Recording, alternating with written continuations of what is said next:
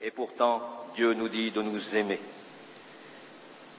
Ce bon curé à qui je disais, ici je tourne en rond dans cette cellule, je n'ai que 3 livres à lire, il va me dire, je vais t'envoyer un gros bouquin.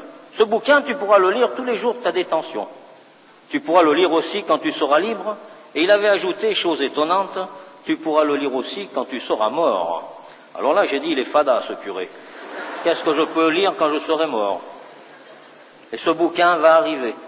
C'était 4 gros évangiles reliés. Le surveillant qui va me l'apporter avec précaution, car il est vrai que j'étais tellement méchant qu'on se méfiait. Et ce bouquin, quand il va me le donner, il me dira, lis-le car il peut t'achazir. Il était passé à la censure, ce bouquin. Eh bien, effectivement, mon curé me dira, est-ce que tu l'as ouvert, ce bouquin? Je dirai non, je ne l'ai pas encore ouvert. Car effectivement, quand on va me donner ce livre, je dirai, mais de quoi ça parle? On me dira de Dieu, et je dirai, ça y est, le bon curé me balance son bon Dieu dans la cellule. Et alors, ce livre, il m'avait dit aussi, tu pourras le lire, mais tu pourras l'ouvrir comme ça, n'importe où. Alors je me suis dit, tiens, un livre qu'on lit pas de la première page à la dernière, bizarre. Mais un jour, effectivement, je vais l'ouvrir, ce gros bouquin. Ce que je dis là, en peu de temps, a duré des années, 10 ans. Quand je vais l'ouvrir la première fois, ce livre, je vais tomber sur un beau passage, les noces de Cana.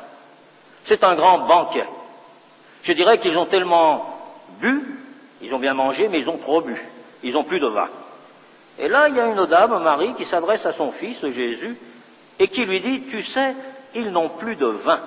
Jésus dira même, laisse-moi tranquille, mon temps n'est pas venu. Et cette maman confiante s'adressera aux serviteurs, aux gens qui sont là, et leur dira, faites tout ce qu'il vous dira. Effectivement, Jésus fera apporter les outres de pierre de l'époque, les fera remplir d'eau, et il dira, portez ça au maître de maison. Et quand ce maître de maison va goûter cette flotte, il va s'écrier, comment se fait-il que vous servez le vin et le meilleur en dernier? Alors là, je me suis dit, ça y est, mon curé, il a raison, ce bouquin, il est vachement chouette. De l'eau, du vin. Ça porte à sourire, mais à l'époque, moi, je souriais pas. Et en toute sincérité, je me suis tourné vers mon petit robinet et je l'ai ouvert. Et j'ai dit, mec, fais couler du vin. Il n'y a que de l'eau qui a coulé. Et quand j'ai dit ça à mon curé, il m'a dit, tu lis mal, André. C'est pas tout à fait ça. Et je l'ouvrirai encore, ce bouquin. Je tomberai sur la Samaritaine. Tiens, encore une histoire d'eau. Et là, c'était de l'eau de vie. Pour moi, c'était de l'agnole. Et encore après, ça sera Jésus marche sur les eaux. Tiens, chapeau, il marche sur l'eau. Et puis, je l'ouvrirai encore, je tomberai, ce Jésus guérit des malades.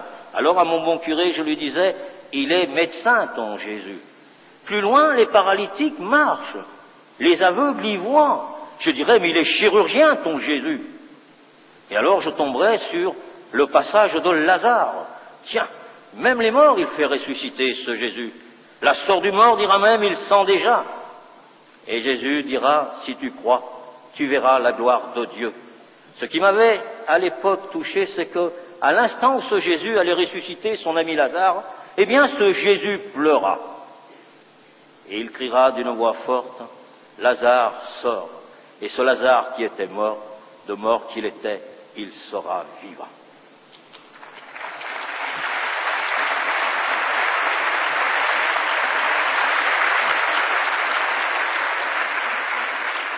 Ce bouquin encore, je vais l'ouvrir une dernière fois avant ma grande rencontre.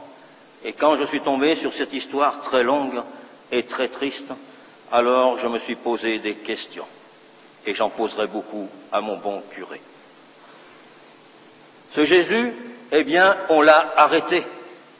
Ce Jésus, on va le frapper. On va lui donner du coup. On va lui cracher dessus. Et il devait être que plaie et que bosse et que sang. Et qui plus est, ce Jésus, on va le mettre en parallèle avec un bandit, à savoir des deux, qui sera libéré ou condamné à mort. Et là, cette foule hurlante va demander la libération du bandit et va demander la condamnation à mort de ce Jésus pour tout le bien qu'il avait fait. car autant que je me souvienne, à chaque passage que j'avais ouvert de ce gros bouquin, il n'y avait que des belles choses, il ne parlait que de l'amour, que de fraternité. Eh bien, pour tout cela, ils te l'ont cloué sur une croix. Et à côté de lui, sur 2 autres croix, il y a 2 bandits de mon espèce. Un de ces bandits va l'insulter, l'autre va le reprendre. Ne crains-tu pas la colère de Dieu? Pour nous, c'est justice.